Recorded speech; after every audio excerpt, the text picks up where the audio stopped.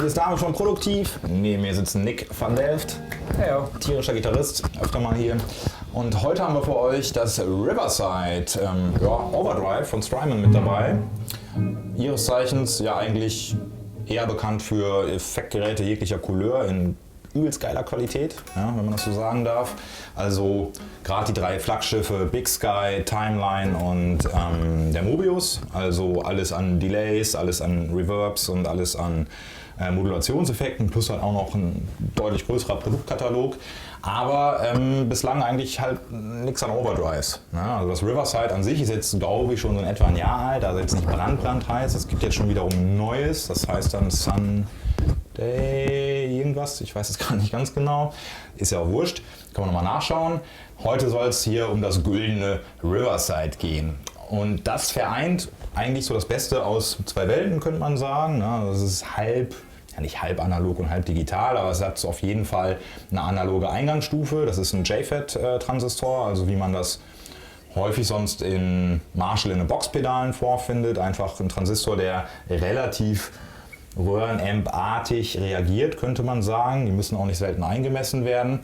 Darauf folgt dann allerdings eine digitale Gain Stage. Also da ist noch ein fetter Shark DSP drin verbaut in dem Pedal, der einerseits mehr Headroom, sage ich mal, liefert. Das waren irgendwie bis zu 20 dB, meine ich gelesen zu haben.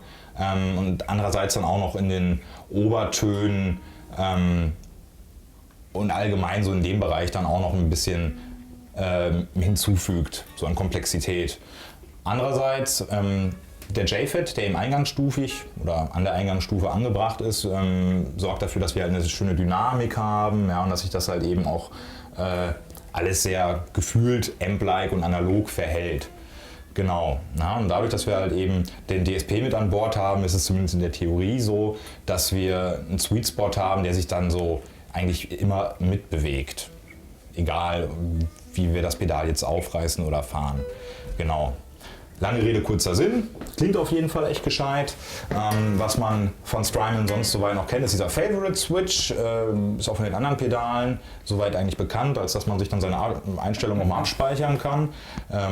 Genau. Ansonsten rückseitig haben wir auch noch eine Presence Control. Das ist auch so ein 3-Wege-Schalter, jetzt aktuell in der Mitte auf normal, von mir aus gesehen nach links nimmt das Presence dann zu, nach rechts nimmt es dann ab, also es wird ein bisschen dunkler, eigentlich mehr dazu gedacht, um, sage ich mal, das Pedal an Amp und auch Gitarre unter Umständen anzupassen. Genau, und des Weiteren haben wir rückseitig noch Anschlussmöglichkeiten für den Boost. 6 dB meine ich wären da drin, nochmal Pegelanhebung und nochmal für den Favorite Switch parallel oder separat nochmal einen Anschluss. Genau. Ja, ich würde sagen, soweit war es das erstmal. Springen wir doch mal rein. Vielleicht vorab unsere Basis, clean, ja, das Pedal ist gerade noch aus, genau. So eine Smallbox 50 von Freakman, wie so häufig, hier hinter mir.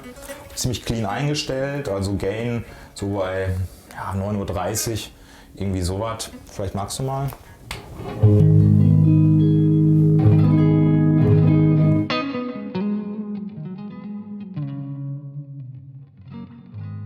Ein wirklich schöner Clean Sound, richtig clean, ja. Nicht dass einer meckert. Genau. Das ist ziemlich clean. Schon, ne? Ohne Pedale vielleicht nochmal.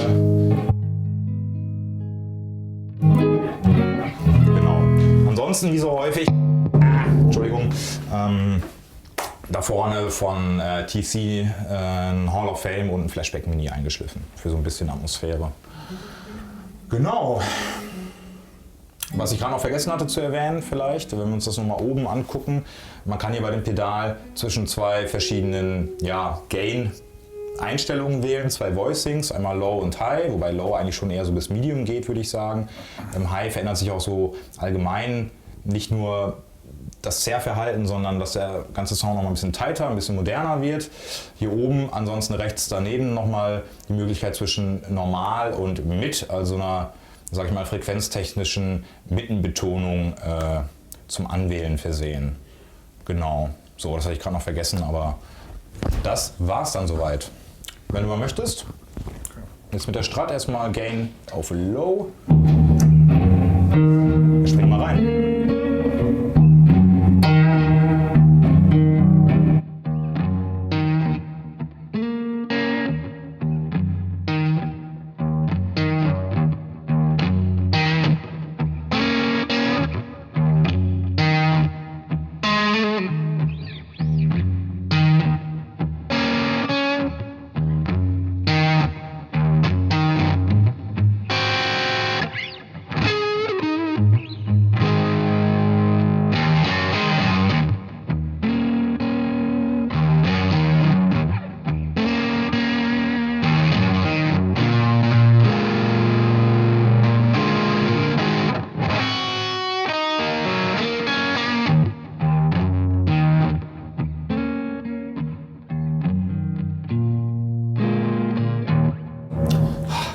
das schön.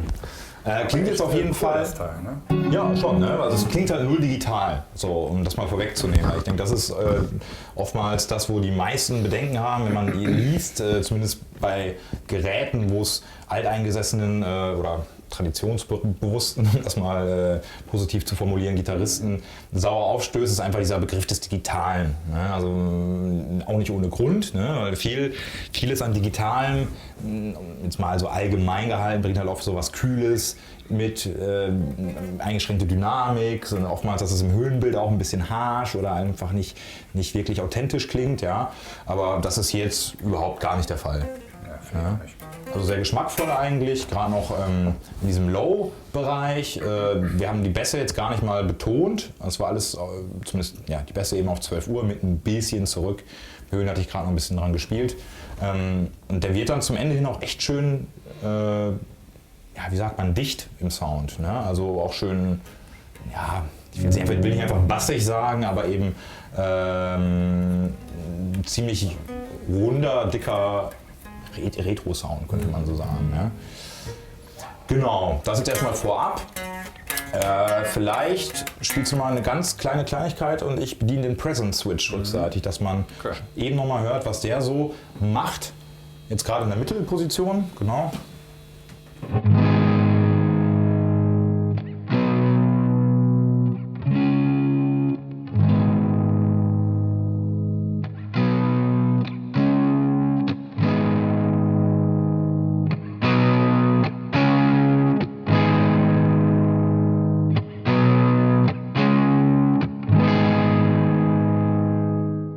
Vielleicht mal ein kurzes Lick.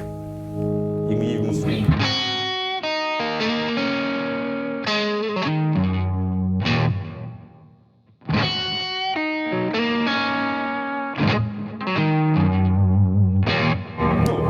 am Ende war es jetzt einmal ganz nach rechts, also ziemlich weit runter, ne, ziemlich dumpf und beim Lick davor dann einmal nach links von mir aus, also reingedreht komplett.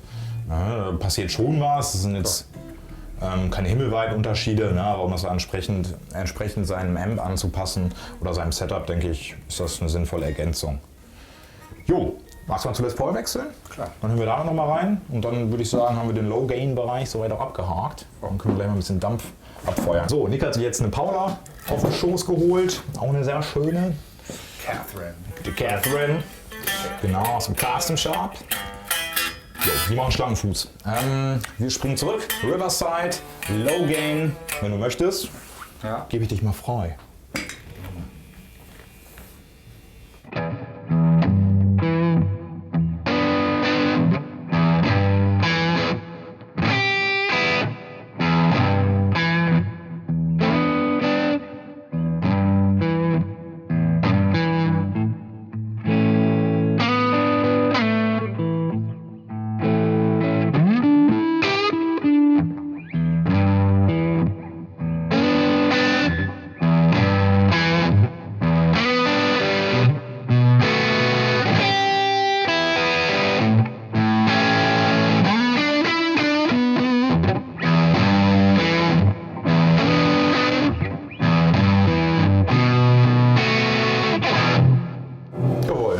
Also ich finde, da verlässt das Pedal auf jeden Fall schon ein bisschen diesen Low-Gain-Bereich, ne? Weil es mir, nee, da kann mir keiner erzählen, sorry, dass das noch Low-Gain ist.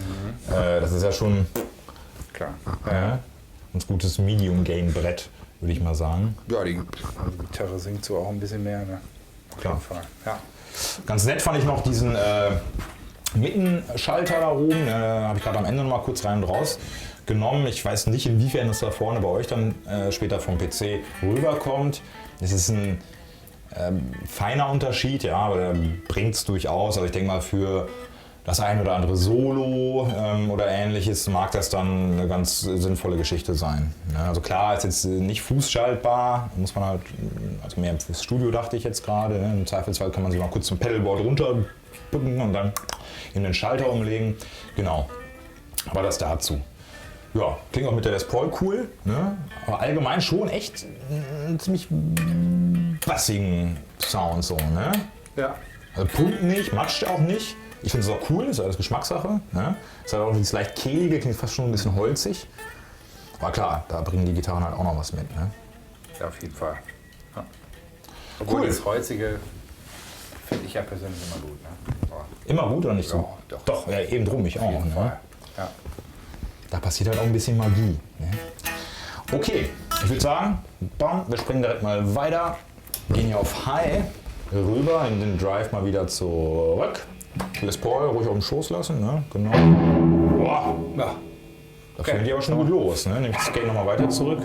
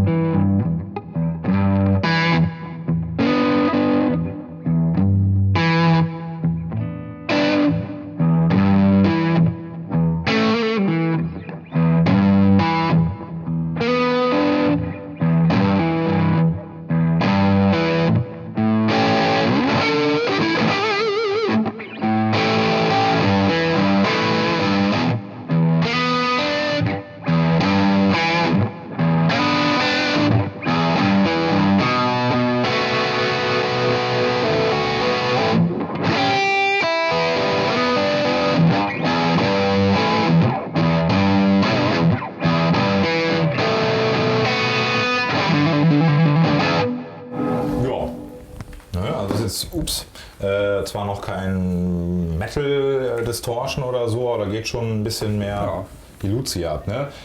Zwischendurch habe ich diesen Mittenschalter nochmal bedient. Also, den fand ich dann jetzt mit der Les Paul, bei dem, was du gespielt hast, auch ein bisschen nicht so schön irgendwie. Hast du das gemerkt zwischendurch? Ich finde... Kaum, ehrlich gesagt. Kaum, ja. Ich kann ja nochmal Aber ist ja immer was anderes, wenn man selber spielt, ne? Dann genau, kann nur die Hälfte man weg. sich so ein bisschen. Ja, klar. Aber man hört es auch schon jetzt bald. Vom Rauschverhalten, wenn wir mal still sind. Fängt der Wasserfall auch so ein bisschen an. Weil das war gerade auch mein Eindruck, dass da nicht nur frequenztechnisch in den Mitten was passiert, sondern das verwässert auch so ein bisschen irgendwie die Zerrstruktur. Ja, also hat dann zwar auch gleichzeitig so ein bisschen mehr Schub in dem Frequenzbereich, aber dadurch wird es nicht klarer. Also ich finde dadurch, ja, verwaschen, matschig, aber nicht untenrum, aber auch nur Mühe. Zumindest jetzt gerade mit den Settings, wie wir es jetzt hier haben, mit der Gitarre, mit dem Amp und so weiter und so fort. Also muss nicht heißen, dass das dann bei euch zu Hause oder hier beim Antesten auch so ist. Genau. Vielleicht mal Gain voll auf 12.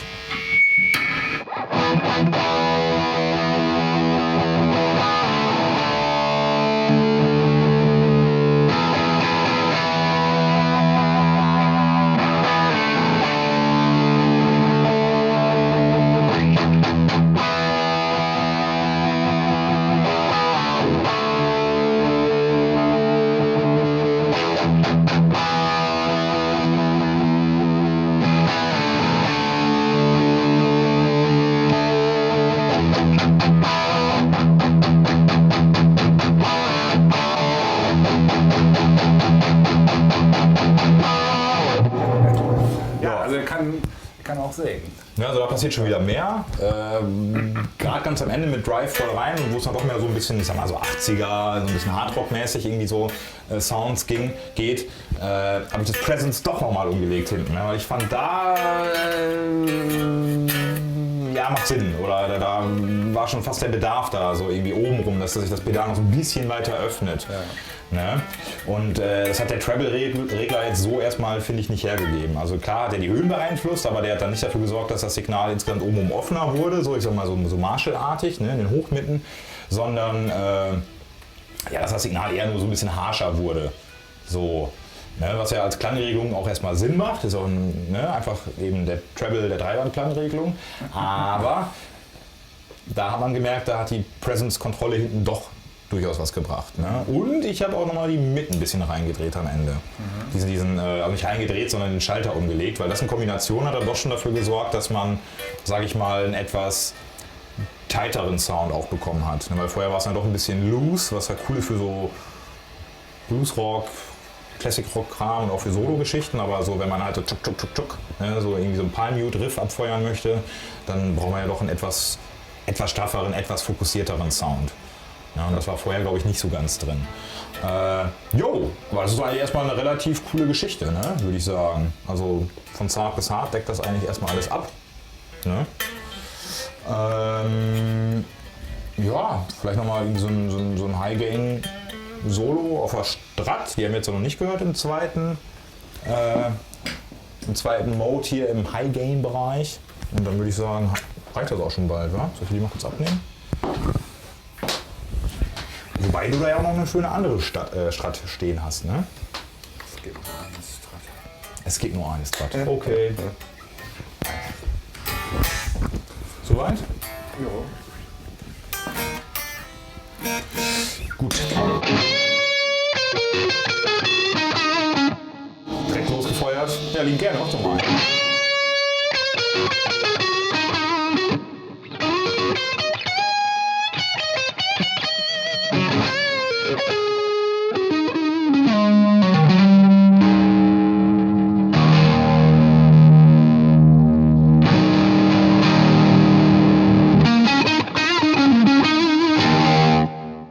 Erst ruhig noch ein bisschen weiter spielen können, weil macht